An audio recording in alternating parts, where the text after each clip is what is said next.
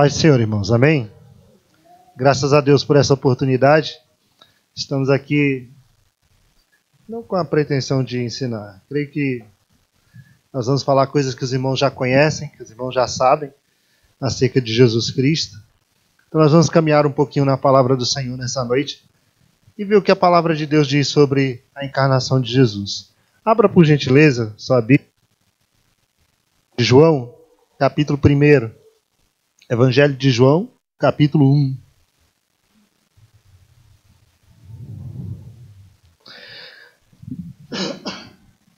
É um texto bastante conhecido. Capítulo 1 do Evangelho de João. Nós vamos ler os versículos 1 e 2. Nós vamos ler do 1 ao 4 e depois nós vamos ler o 14. Capítulo 1 do Evangelho de João, versículo 1 diz assim: No princípio era a palavra. Na sua Bíblia talvez esteja o verbo. A palavra estava com Deus e a palavra era Deus. Ele, a palavra, estava no princípio com Deus. Todas as coisas foram feitas através dele, e sem ele nada do que existe teria sido feito. Versículo 4. Nele estava a vida, e a vida era a luz dos homens. Versículo 14. E a palavra se fez carne e habitou entre nós. Vimos a sua glória, glória como a do unigênito do Pai, cheio de graça e de verdade. Glória a Deus. Irmãos, é interessante quando a gente lê esse versículo, porque a gente fica às vezes se questionando, era mesmo necessário que Cristo viesse ao mundo, que Deus se tornasse homem e se fizesse um de nós, para que ele pudesse operar a nossa salvação, realizar a nossa salvação? Porque Jesus, segundo o Evangelho de João, antes de vir ao mundo, ele era Deus, e era assim como Deus, Espírito. Quando nós lemos o capítulo 4 do Evangelho de João, lá com o encontro de Jesus com a mulher samaritana, especialmente o versículo 24, Jesus ele conceitua Deus e ele diz, olha, Deus é o quê? Deus é Espírito. Deus é Espírito. E Jesus sendo Deus, Jesus é Espírito. Então, quando ele estava com Deus, quando o Verbo estava com Deus, e o Verbo era Deus, ele era Espírito. O Espírito não tem um corpo físico, como o meu e como o seu. O Espírito não tem mão, não tem pé, não tem olho, não tem boca, não tem nariz, não tem perna, não tem braço. Aí talvez você diga, mas pastor, a Bíblia fala da mão de Deus que não está encolhida para não salvar. A Bíblia fala que os ouvidos de Deus não estão agravados ou tapados para não poder ouvir. A Bíblia fala que os olhos de Deus procuram os fiéis da terra. A Bíblia diz que os inimigos serão colocados por escabelos dos pés do Senhor. Como Deus não tem essas coisas? Ora, meu irmão, nós, na nossa limitação humana, jamais conseguiríamos compreender Deus e compreender o agir de Deus, o modo como Deus age, se Deus assim não se revelasse, se Deus assim não se mostrasse. Então Deus, na sua didática, para que eu e você pudesse entender o modo como Ele age, então Ele se manifesta assim, dizendo, olha, a minha mão, os meus olhos, os meus ouvidos, os meus pés, para que eu e você entenda como Deus tem agido, como Deus age. Como Deus age. Entende? Mas Deus é Espírito. Deus é Espírito. E como Espírito, Ele não tem nada disso. Mas um dia o Verbo se fez carne. Um dia o maior de todos os milagres aconteceu. Deus, Ele sem deixar de ser Deus, Ele se torna homem. Sem deixar de ser Deus, Ele se torna como um de nós. Momento da encarnação, o momento em que o Espírito veio sobre a Virgem, e foi nela concebido o Senhor. Ali estava Jesus, ganhando um corpo físico, igual ao meu, igual ao seu. A partir daquele momento, Jesus agora, ele passa a ter um corpo físico, um corpo como o meu, um corpo como o seu. É interessante porque muita gente dizia, olha, Jesus era um espírito evoluído, né? Não, Jesus não era nenhum fantasma. Jesus não era fantasma. Ele se tornou gente, como eu e com você, carne e osso, assim como eu e você somos. Jesus não era um conceito abstrato ou uma filosofia, mas ele era uma pessoa real. Jesus poderia ser visto, poderia ser ouvido, Jesus podia ser tocado. Abra, por gentileza, a primeira epístola de João. Veja o que João diz ali, o apóstolo. E João melhor do que ninguém, né? Porque João ele tinha um relacionamento bem próximo com Jesus, o apóstolo. João reclinava a cabeça no peito de Jesus. Né? É impossível fazer isso com um fantasma. Então, no capítulo 1 da primeira epístola de João, olha o que João diz acerca de Jesus.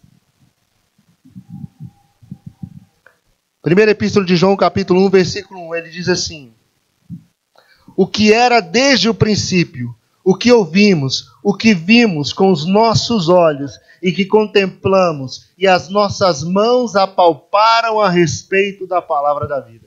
Ele diz, olha, o verbo se fez carne. O verbo se tornou um de nós. Jesus um dia teve um corpo como o meu e como o seu. E nós o ouvimos, nós o vimos, nós apalpamos ele, nós tocamos nele.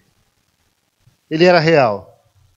A vida se manifestou a nós, versículo 2, nós a vimos e dela testemunhamos e vos anunciamos a vida eterna que estava com o Pai e nos foi revelada.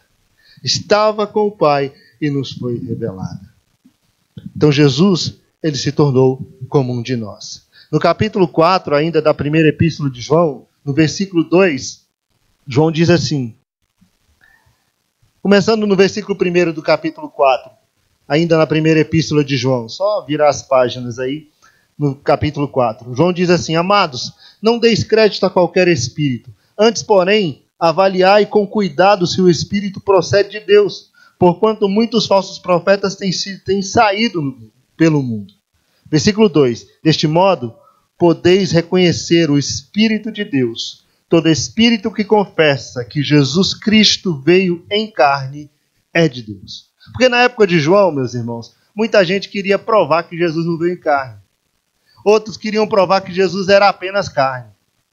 Né? Uns queriam dizer, não, Jesus era um homem como qualquer outro, que teve de Deus algo especial. Outros queriam dizer, não, ele não era um ser humano, ele era um anjo, um anjo especial de Deus. João diz, olha, Jesus era homem, 100% homem, mas também era 100% Deus. 100% homem, 100% Deus. Deus veio e se torna homem sem deixar de ser Deus. Sem deixar de ser Deus. Você entende? E a pergunta é essa, era necessário? Tinha essa necessidade? Como Deus, ele não poderia ter resolvido tudo lá da eternidade? Perdoado os pecados de todo mundo?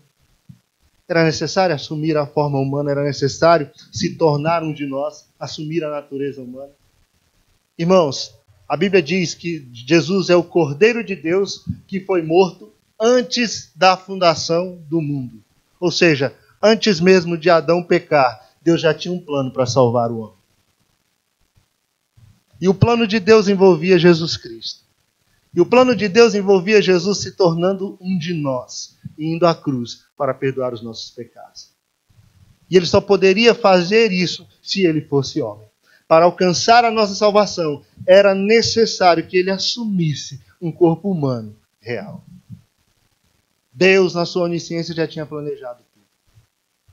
E nos planos de Deus, era assim que as coisas deveriam acontecer. E quais as razões para isso?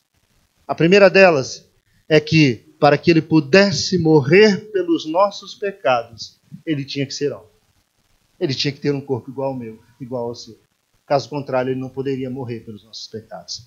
Vá para Hebreus, capítulo 2, por gentileza. Nós vamos ficar agora bastante tempo aqui na carta aos Hebreus. Hebreus, no capítulo 2, veja o versículo 9. Veja o que o escritor aos Hebreus diz aí no versículo 9.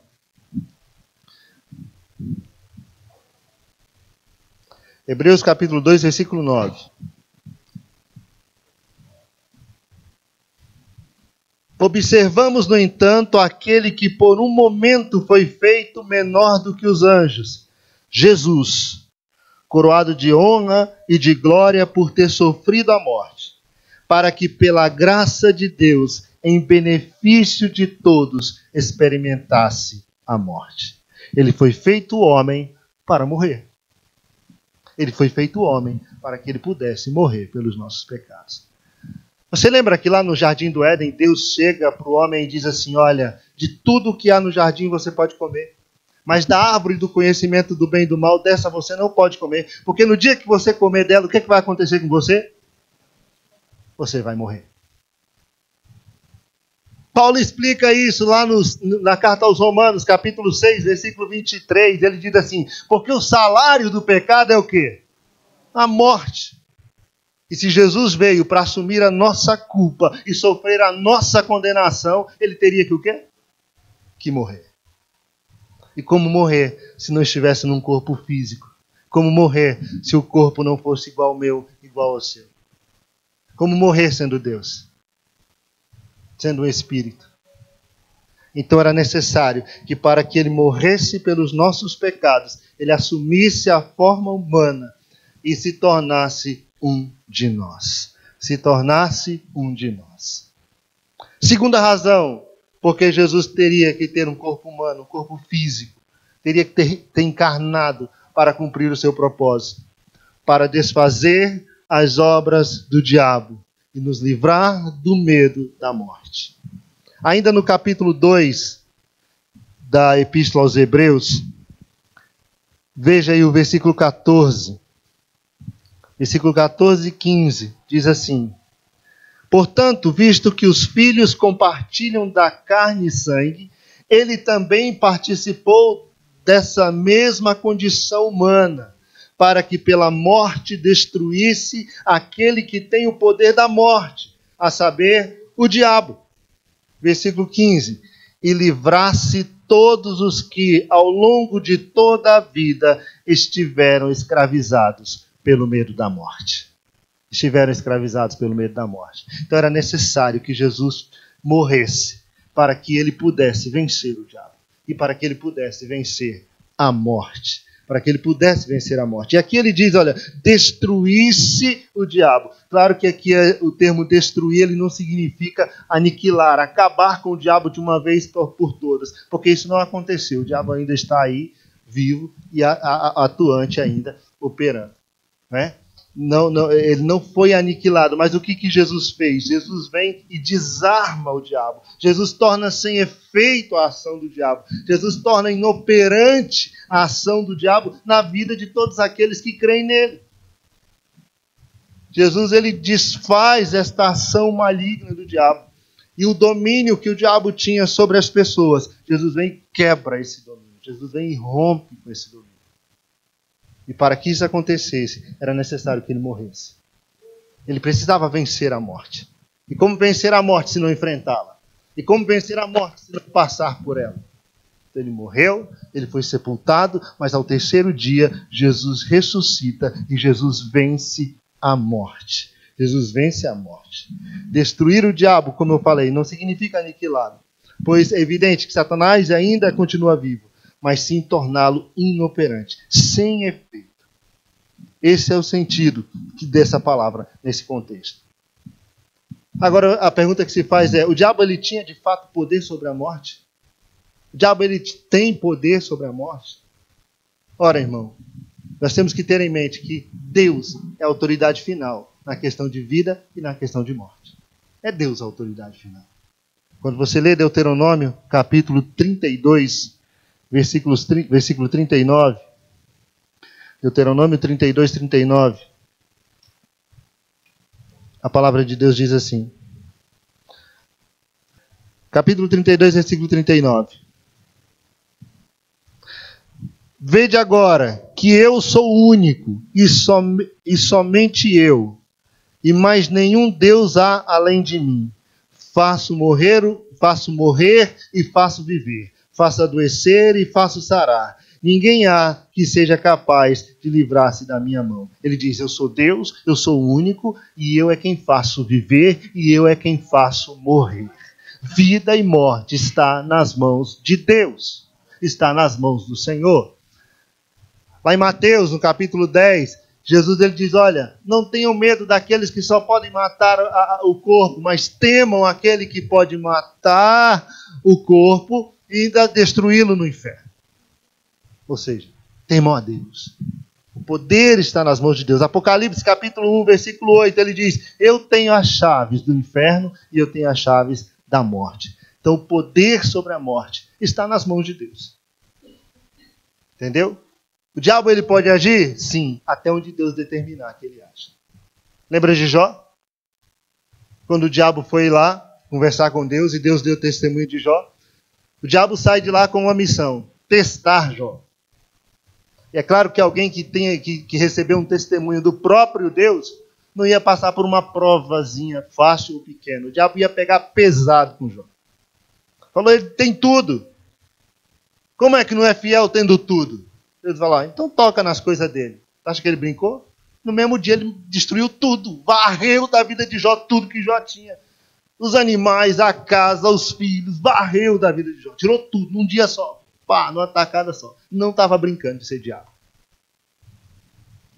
E Jó continuou firme. Deus me deu, Deus tomou. Bendito seja o nome do Senhor. Aí ele volta e diz, olha lá, está lá o homem lá glorificando a Deus de novo. Mas também tem saúde. Também está vivo, cheio de saúde. Aí Deus, então vai e toca na saúde dele. Você acha que se Deus não estabelecesse um limite, Satanás ia se contentar só em deixar Jó doente? Acho que ele não ia dar uma morte sofrida e dolorosa para Jó? Mas Deus estabeleceu o limite. Na vida dele, não. Você vai até aqui. Então o diabo, ele está debaixo do domínio de Deus. Então qual a influência do diabo então sobre a morte? Porque Jesus veio para destruir essa autoridade. Que tipo de autoridade então o diabo tem sobre a morte? Irmãos, o diabo, ele é o autor do pecado. O diabo é o autor do pecado. E o salário do pecado é o quê? É a morte. Jesus, quando ele fala sobre o diabo lá no Evangelho de João, no capítulo 8, salvo o melhor juízo, versículo 44, Jesus diz assim que o diabo ele é homicida desde o princípio. Ele vem conduzindo as pessoas ao pecado e, consequentemente, levando as pessoas a pecar, ele leva as pessoas o quê? À morte. E é assim desde o princípio. Foi assim no Éden. Foi assim no Éden. Ele enganou a mulher, ele fez com que ela enganasse o homem, ele conduziu eles a pecarem, porque eles sabem que o dia que pecarem, vão morrer. E é para isso que Cristo se manifestou, para desfazer as obras do diabo. Paulo, escrevendo aos Colossenses, ele diz que Cristo nos tirou do reino das trevas e nos transportou para o reino do Filho do seu amor, de debaixo do domínio do diabo. Cristo veio para desfazer as obras do diabo, destruir as obras do diabo. Leia comigo, por gentileza, 1 Coríntios capítulo 15, também é um texto bastante conhecido, que fala dessa vitória de Cristo sobre a morte. Então a morte que o diabo usou para amedrontar as pessoas, para aprisionar as pessoas, Cristo venceu a morte. Cristo morreu, mas Cristo ressuscitou. Paulo, escrevendo ainda no capítulo 15 de 1 Coríntios, ele diz, olha, se Cristo não tivesse ressuscitado, a nossa fé seria tão inútil, seria vã, não teria valor algum. Mas graças a Deus, Jesus ressuscitou. Jesus venceu a morte. Veja o que diz o versículo 15, capítulo 15, versículos 55 a 58. 1 Coríntios 15, 55 a 58. É um texto bastante conhecido. Diz assim, ora, onde está, ó morte, a tua vitória? Onde está, ó morte, o teu aguilhão? Porque o aguilhão da morte é o pecado, e o poder do pecado é a lei. Contudo, graças a Deus que nos dá a vitória por intermédio de nosso Senhor Jesus Cristo. Cristo venceu a morte. E se Cristo venceu a morte, Ele nos deu vitória sobre a morte. Nós também venceremos. Quem crê em Cristo, disse Jesus, ainda que esteja morto, vai viver. A morte hoje, para mim, para você, para quem está servindo a Cristo, ela não assombra, ela não assusta. Pelo contrário, ela vai nos levar para Deus. Ela vai nos aproximar mais de Deus. Ela nos vai fazer nos encontrar com o Senhor e estar para sempre com Ele. Paulo chegou a dizer, olha, meu desejo é ir embora. Mas eu não posso ir porque eu tenho vocês aqui. Eu tenho que continuar ensinando a palavra e falando a palavra para vocês. Então, com a ressurreição de Cristo, a vitória que Cristo conquistou sobre a morte, é a minha vitória sobre a morte, é a sua vitória sobre a morte. Ainda que morramos, um dia nós ressuscitaremos. A morte não nos segurará. Nós levantaremos com o corpo glorificado e estaremos vivos para sempre com o Senhor. Ele as primícias, depois nós também ressuscitaremos. Então a vitória que Cristo conquistou sobre a morte é também a minha vitória e a sua vitória. À medida que nos entregamos a Cristo, nós experimentamos na nossa vida o poder da sua ressurreição. O poder da ressurreição de Cristo em nós. Está lá em Filipenses capítulo 3, versículos 10 e 11. Deixa eu ler esse texto aqui com os irmãos. Filipenses 3, 10 e 11. Diz assim: para conhecer Cristo e o poder da sua ressurreição e participação no seu sofrimento, identificando-me com ele na sua morte, com o propósito de, seja como for, a ressurreição dentre os mortos, nela está presente. Paulo diz, olha, eu me identifiquei com Cristo na sua morte. Sabe por quê? Porque um dia eu também vou me identificar com ele na sua ressurreição. Eu vou me identificar com ele na sua ressurreição. Seja como for a ressurreição, eu estarei lá. Porque Cristo conquistou essa vitória para nós. E para que isso acontecesse, ele teria que ter um corpo físico, para que ele pudesse vencer a morte, para que ele pudesse nos dar vitória sobre a morte e desfazer as obras do diabo. Era necessário que ele tivesse um corpo físico. Terceira razão, porque Jesus precisava de um corpo físico. Primeiro, porque ele tinha que morrer pelos nossos pecados. Segundo, porque ele tinha que vencer a morte. Em terceiro lugar, para nos fazer parte da sua glória. Ou seja, para nos fazer participantes da sua natureza divina. Nos fazer participantes da sua natureza divina. Vamos voltar para Hebreus capítulo 2. Hebreus no capítulo 2. Versículos 10 a 12. Capítulo 2, versículo 10 diz assim: ao conduzir muitos filhos à glória, à glorificação, convinha que Deus, por causa de quem e por intermédio de quem tudo veio a existir, tornar-se perfeito por meio do sofrimento o autor da salvação deles. Assim, tanto o que santifica quanto os que são santificados advêm de um só. E por essa razão, Jesus não se envergonha de de chamá-los irmãos. Versículo 12, e declara: vou anunciar teu nome aos meus irmãos, cantar-te-ei louvores no meio da congregação. Versículo 13, e mais, porei neles a minha confiança, e outra vez ele afirma: aqui estou com os filhos que Deus me concedeu.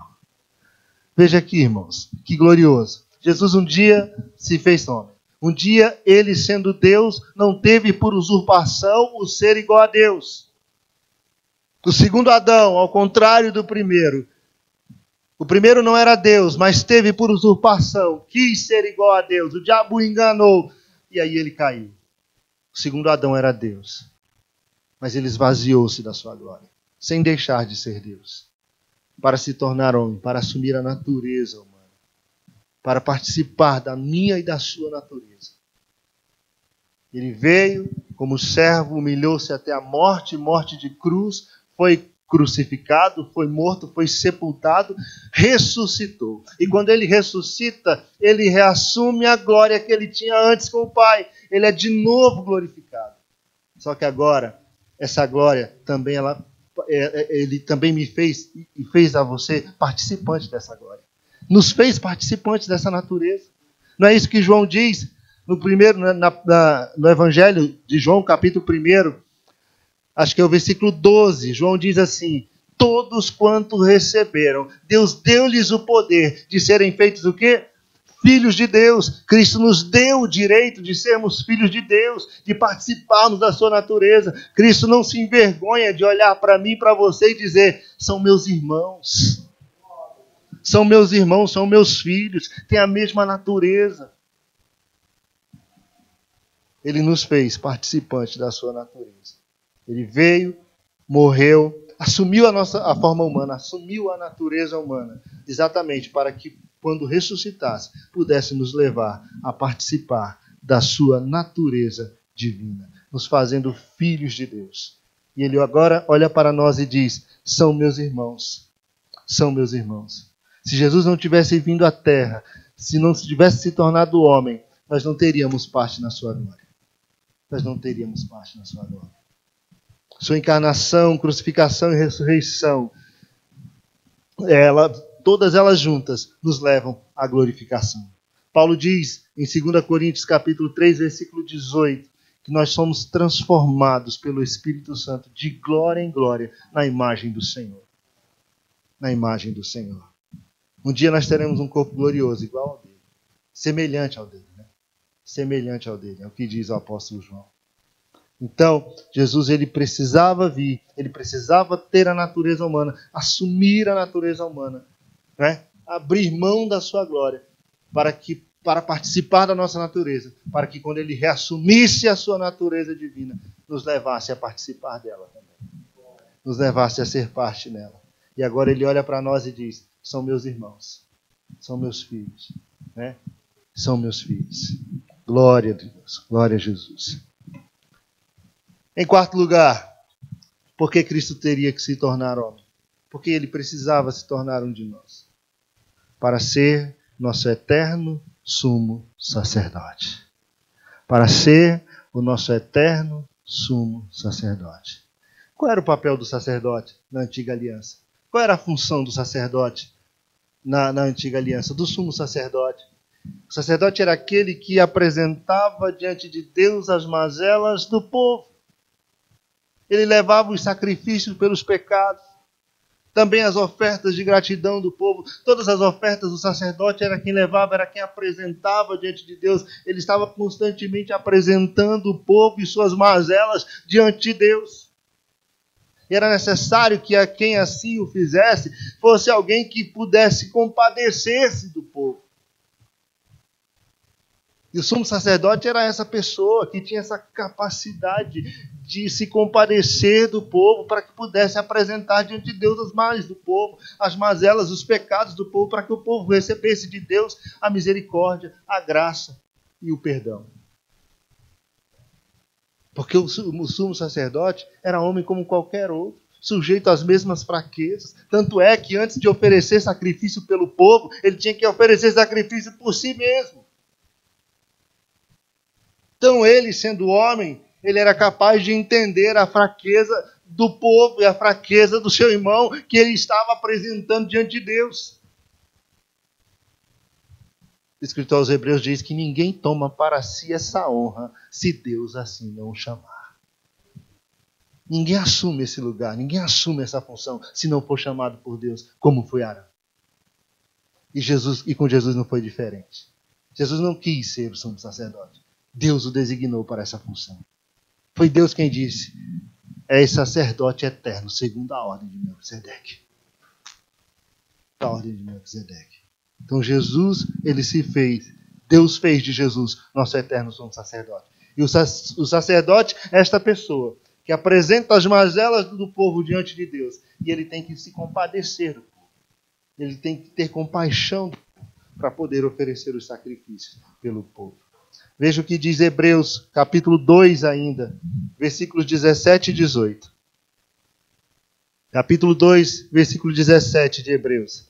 Diz assim: por esse motivo, era vital que ele se tornasse semelhante a seus irmãos em todos os aspectos, a fim de que pudesse constituir-se sumo sacerdote misericordioso e leal em relação a Deus, e que pudesse realizar a propiciação pelos pecados do povo.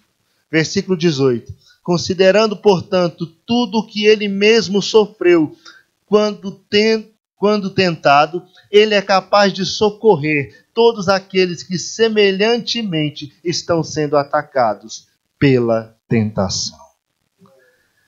Então Jesus, para que ele se tornasse nosso eterno sumo sacerdote, era necessário que ele também experimentasse todas as fragilidades da natureza humana.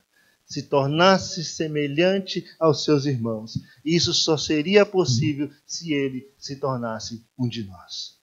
Jesus, como nós vimos na quarta-feira passada, foi um bebê, assim como cada um de nós foi um bebê. Jesus, ele dependia da sua mãe para o alimentar. Jesus foi amamentado. Jesus dependia de sua mãe para lhe limpar, para lhe dar banho, para cuidar dele. Ele foi totalmente dependente de sua mãe. foi uma criança normal, comum, como todas as crianças. Nós vimos aqui a infância de Jesus, não teve nada de tão relevante que pudesse ser descrito pelos evangelistas. Porque foi uma infância normal, como qualquer outra criança. Jesus teve que aprender a andar, Jesus teve que aprender a falar, Jesus teve que aprender a comer com as próprias mãos. Maria teve que ensinar, José teve que ensinar, talvez outras pessoas tiveram que ajudar. Jesus, ele experimentou tudo isso. Jesus foi um adolescente em desenvolvimento, como qualquer outro adolescente da sua época. Jesus, ele sentiu cansaço, Jesus sentiu fome, Jesus sentiu sede, né? É interessante que quando ele está sentado junto ao poço, seus discípulos eles saíram para comprar o quê? Comida. Era a hora do rango. Jesus tinha que comer. Era homem. Jesus sentia cansaço, Jesus dormia. É interessante que ele estava num sono tão pesado durante a tempestade, atravessando o mar da Galileia, né? Eu acho lindo o texto de Marcos. Marcos diz que, foi essa semana que eu vi o pastor falando, Jesus dormia na popa, deitado sobre um travesseiro, ou alguma coisa que ele colocou lá como travesseiro, e o mar estava agitadíssimo. Imagina o tanto que Jesus estava cansado. Imagina, uma multidão, multiplicando pães para aquela multidão, pregando o evangelho o dia todo, caminhando longas distâncias, é barco, é terra. Pensa que não cansa. Eu e você dirige o carro daqui para ali, dali para cá, chega em casa e diz, estou morto, estou cansado. Imagina se fosse a pé, com a multidão atrás, realizando milagres, batalha espiritual o dia todo. Jesus era homem como eu e como você, e cansava. E quando ele se deitava, ele dormia. Um sono gostoso. Sono de quem está muito cansado. Já dormiu bem cansado? Você diz, olha, hoje eu não dormi, hoje eu desmaiei. É assim que você fala? Apaguei. Tem vezes que eu volto do retiro, aí eu chego em casa, normalmente a gente volta na quarta, né? E assim, a gente é o último a deixar a chácara. Eu saio de lá tão morto que às vezes eu deito 7 horas e eu viro à noite. Assim, você dorme e parece que você desmaia, você apaga. Você está muito cansado. Com Jesus não era diferente, era homem como eu, como você. Jesus também se sentia cansado. Jesus também se sentia assim. Jesus sabia o que era ser desprezado pelas pessoas. Jesus sabia o que era ser rejeitado. Jesus sabia o que era enfrentar pessoas dizendo mentiras a seu respeito. Era homem como eu, como você. Jesus chorou. Jesus sangrou. Homem como eu e como você. Experimentou todas as fragilidades humanas, porém sem pecar. E tudo isso fazia parte do treinamento de Cristo para que ele pudesse exercer o ministério sacerdotal. Tudo isso era parte desse treinamento para que ele pudesse exercer a sua missão como sumo sacerdote. Para que ele pudesse um dia interceder por mim e por você. Se colocar diante de Deus como sumo sacerdote misericordioso. Misericordioso. É isso que o texto diz. Glória a Deus. Glória a Deus. Ele era o sumo sacerdote misericordioso. E fiel para com Deus. Fiel para com Deus. Portanto, é impossível que Jesus fracasse nessa missão. Ele é fiel para com Deus. Ele não vai fracassar na sua missão de sumo sacerdote. Não vai fracassar. Temos exemplo no Velho Testamento de sacerdote, de sumo sacerdote que fracassou. Eli foi um sumo sacerdote que fracassou na sua missão. Deixou que seus filhos fizessem o que queriam. Sua casa ficou desordenada. A casa de Deus ficou desordenada. Mas Jesus não vai fracassar. Jesus não fracassou. Ele se torna o sumo sacerdote misericordioso para conosco, fiel para com Deus. É interessante ressaltar que Jesus, como sumo sacerdote, ele ofereceu a Deus pelos nossos pecados um sacrifício perfeito e único.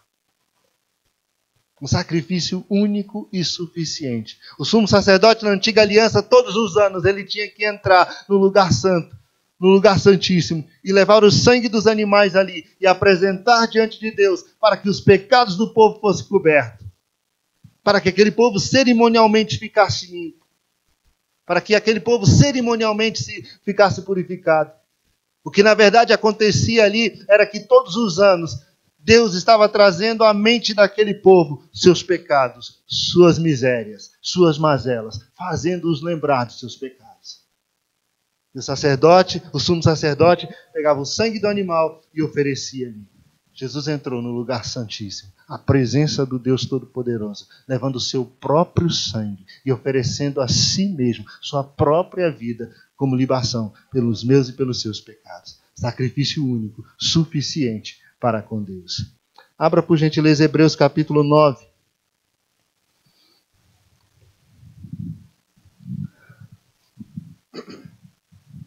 Hebreus capítulo 9.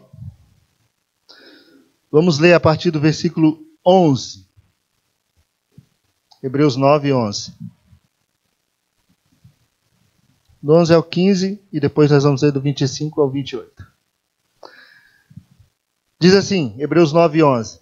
Quando Cristo chegou como sumo sacerdote dos benefícios que estavam por vir, ele mesmo adentrou o maior e mais perfeito tabernáculo, não constituído por mãos humanas, isto é, não pertencente a esta criação, não por intermédio de sangue de bodes e novilhos, porém, mediante o seu próprio sangue, ele entrou no Santo dos Santos, de uma vez por todas, conquistando a eterna redenção.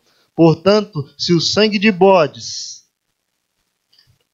e de touros e a cinza de ovelhas espalhadas sobre os que estão cerimonialmente impuros, os santifica, de forma que os se tornam exteriormente puros, quanto mais o sangue de Cristo, que mediante o Espírito Eterno se ofereceu de forma imaculada a Deus, purificará completamente a nossa consciência dos comportamentos que conduzem à morte, para que sirvamos ao Deus vivo. Versículo 15. Exatamente por esse motivo, Cristo é mediador de uma nova aliança, para que todos aqueles que são chamados recebam a promessa da herança eterna, visto que ele morreu como resgate por todas as transgressões cometidas durante o período em que vigorava a primeira aliança. Versículo 25.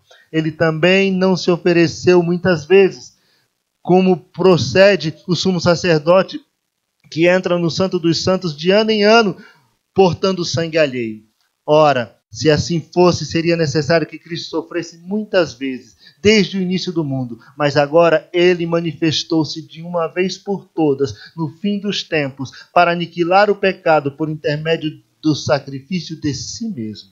E assim como aos homens está ordenado morrer uma só vez, vindo depois disso o juízo, assim também Cristo foi oferecido em sacrifício uma única vez, para tirar os pecados de muitas pessoas, e aparecerá segunda vez, não mais para eximir os pecados, mas para brindar a salvação de todos os que o aguardam. Glória a Deus. Ele é nosso eterno sumo sacerdote. Ofereceu diante de Deus um sacrifício perfeito. Um sacrifício perfeito. Capítulo 10, continuando aí, diz assim, a partir do versículo 4. No capítulo 10 de Hebreus, a partir do versículo 4. Porque era impossível que sangue de touros e de bodes remova pecado. Por isso, quando Cristo veio ao mundo, proclamou: sacrifícios e ofertas não quisestes, mas um corpo me preparaste. Um corpo me preparaste. De holocaustos e ofertas pelo pecado não te agradaste. Então ele disse: aqui estou, no livro está escrito a meu respeito: vim para fazer a tua vontade, ó Deus. Ou seja, se tornar homem, assumir a forma humana. Versículo 8. Havendo declarado em primeiro lugar sacrifícios e ofertas e holocaustos e ofertas pelos pecados não quisestes, tampouco deles te agradastes, os quais foram realizados conforme a lei. Então completou: aqui estou, vim para fazer a tua vontade. E assim ele cancela o primeiro padrão para estabelecer o segundo. Versículo 10. E por essa determinação fomos santificados por meio da oferta do corpo de Jesus, feita de uma vez por todas. Ora, todo sacerdote se apresenta dia após dia para exercer os seus deveres religiosos, que nunca podem remover os pecados. Jesus, no entanto, havendo oferecido para sempre um único sacrifício pelos pecados, assentou-se à direita de Deus, aguardando o dia daí em diante, até que seus inimigos sejam submetidos por estrado dos seus pés. Portanto, como uma única oferta, aperfeiçoou para toda a eternidade todos quantos estão sendo santificados. Ele ofereceu um sacrifício perfeito. E para isso era necessário que ele se apresentasse. Ele diz, olha, Deus não se agradava daquele sacrifício. Aquilo ali não satisfazia a Deus. Aquele tipo de sacrifício não podia satisfazer a justiça de Deus contra o pecado. Era um paliativo. Foi assim com Adão. Adão teria que morrer. Deus mata um animal e leva o animal para que morre em lugar de Adão e prepara roupas para Adão. E a partir dali, Deus estabeleceu essa forma para que o homem pudesse, toda vez que pecasse, apresentar um animal para morrer em seu lugar. Para que ele pudesse entender que o pecado dele o levaria à morte, mas aquele animal estava morrendo em seu lugar. Agora Jesus disse, olha, isso aí não agradava a Deus. Não era isso que Deus queria. Isso jamais poderia satisfazer a justiça de Deus. Por isso ele preparou para mim um corpo. Ele preparou para Jesus um corpo, porque Jesus teria que se oferecer como homem em sacrifício pelos pecados. O homem pecou, então o homem tem que morrer. Jesus assume a nossa culpa, ele assume as nossas misérias e ele morre em nosso lugar. Ele se oferece em nosso lugar. A ira de Deus é derramada sobre ele. A condenação que teria que recair sobre mim e sobre você recai sobre Cristo. E aí os nossos pecados são perdoados. Ele é o sumo sacerdote, mas ele também é a oferta. Ele é o cordeiro oferecido. É dele o sangue derramado. É dele o sangue apresentado diante de Deus. Isso só foi possível porque um dia ele se tornou como um de nós. Ele se tornou como um de nós. Como sumo sacerdote, também devemos observar que Jesus, ele pode nos socorrer nas nossas fraquezas. Ele é capaz de nos socorrer nos momentos da nossa tentação. Sabe por quê? Porque assim como nós, ele em tudo foi tentado, porém sem pecado. Jesus em tudo foi tentado. Todos os tipos de tentação que você possa imaginar, Jesus passou por elas. Jesus enfrentou todas elas. E não enfrentou como Deus, enfrentou como homem, como eu e você. Mas ele não pecou. Ele não pecou. Jesus não pecou. Veja o que diz Hebreus capítulo 4, versículos 14 a 16. Nós estamos terminando. Hebreus capítulo 4, a partir do versículo 14. Do 14 ao 16. Diz assim, versículo 14. Concluindo, tendo em vista que temos um grande sumo sacerdote que foi capaz de adentrar os céus, Jesus, o Filho de Deus, mantenhamos com firmeza nossa declaração pública de fé. Pois não temos um sumo sacerdote que não seja capaz de compadecer-se das nossas fraquezas, mas temos um sumo sacerdote que, a nossa semelhança, talvez na sua Bíblia esteja, como nós, foi tentado de todas as formas, porém sem pecado algum. Versículo 16. Portanto, cheguemo-nos com toda a confiança ao trono da graça, para que recebamos misericórdia e encontremos o poder que nos socorre nos momentos das nossas necessidades. Ele é quem nos socorre na hora da dificuldade. Ele é quem nos socorre na hora das fraquezas. Nos momentos da tentação, ele nos socorre. Porque ele sabe o que é. Sabe o que nós estamos passando. Ele passou por isso. Ele viveu tudo isso, exatamente para que ele pudesse exercer essa função de sumo sacerdote. Para que ele pudesse estar diante de Deus e interceder por nós diante de Deus. Apresentando diante de Deus nossas mazelas, nossas fraquezas. É importante ressaltar que ele é nosso eterno sumo sacerdote, mas ele também é nosso advogado. Ele também é nosso advogado. Como sacerdote, ele é aquele que nos ajuda no momento das tentações para que nós não pequemos. Ele é aquele que nos dá força, que nos socorre, que ele está pronto a nos acudir nos momentos das tentações, como sumo sacerdote. Porém, se nós pecarmos, Aí ele é o advogado. Não é isso que João diz? Filhinhos, não pequeis. 1 João capítulo 2. Filhinhos, não pequeis. Então essa é a regra. Não pecar. A regra é não pecar. O crente não pode viver uma vida de pecado. O crente não pode viver na prática do pecado. O pecado na vida do cristão ele tem que ser um acidente de percurso. Um tropeção. Não pode ser algo que se repete todo dia. Eu vi uma experiência de um pastor, ele usou isso para ilustrar essa questão do pecado. Ele disse que fez uma viagem para visitar um amigo e essa viagem era 500 quilômetros. E ele pegou o carro e foi nessa viagem de 500 quilômetros, chegou na casa do amigo. Quando chegou lá, o amigo recebeu e disse, e aí, como é que foi a viagem? Tudo bem? Ele, foi muito boa a viagem, muito tranquila. Furou um pneu, mas não tem problema, a gente trocou o pneu e seguiu a viagem. Ora, irmãos, num percurso de 500 quilômetros, você furar um pneu, troca o pneu, segue viagem. Agora, já pensou se num percurso de 500 quilômetros, a cada 50 quilômetros você furar um pneu? Aí esse carro tem problema. Aí esse carro está com um problema muito sério. Né? Assim é a vida cristã. Furar um pneu, isso acontece. Agora, viver de pneu furado, não dá. Não tem. Não dá para viver. Não pode ser assim. Mas João diz, mas se pecarmos, nós temos um advogado junto ao Pai. Nós temos alguém que nos representa diante de Deus. Jesus Cristo, o justo, ele é a propiciação pelos nossos pecados. É isso que João diz. Então é ele quem se apresenta e nos representa diante do trono de Deus. Quando nos achegamos a Cristo com sinceridade, confessamos os nossos pecados arrependidos e entregamos nossa vida em suas mãos. Ele nos representa diante do Pai. Essas duas funções de Jesus, esses dois ministérios, essas duas funções de Jesus é quem nos garante uma vida de santificação.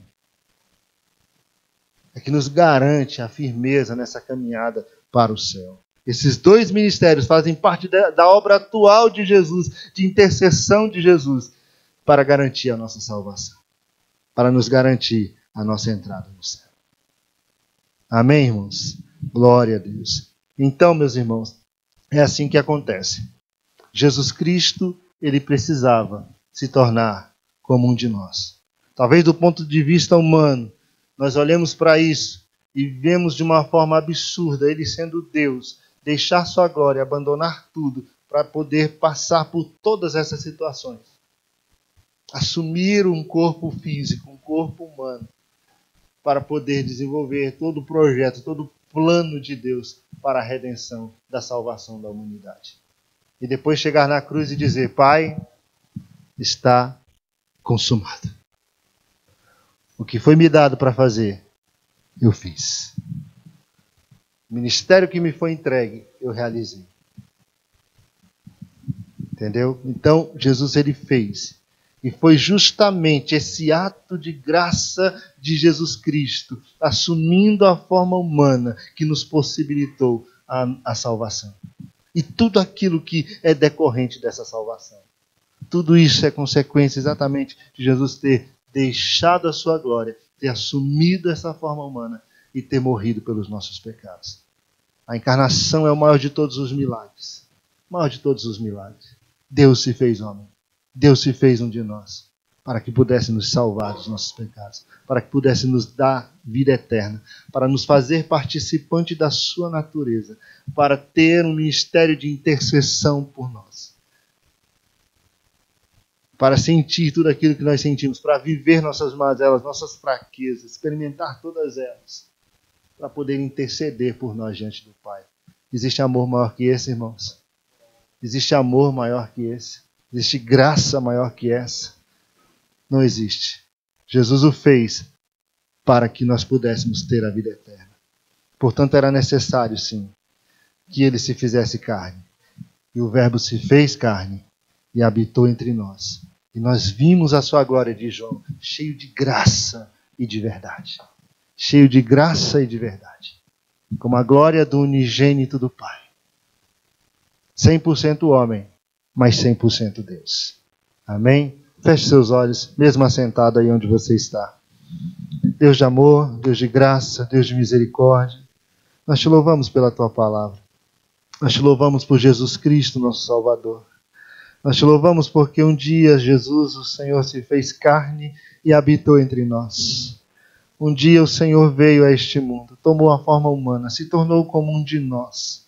E tudo isso para nos resgatar dos nossos pecados, para sofrer a morte, para vencer a morte, para nos fazer vencer a morte. Tudo isso para que pudéssemos ter acesso ao trono da graça de Deus, livremente através dele. Tê-lo como nosso sacerdote, nosso advogado, aquele que intercede por nós diante do Pai, conhecendo todas as nossas fraquezas, todas as nossas mazelas. Senhor, como te somos gratos por tão grande salvação. Tu és o nosso Deus. Te louvamos e te bendizemos nesta noite. Muito obrigado, Senhor. Amém, amém, amém.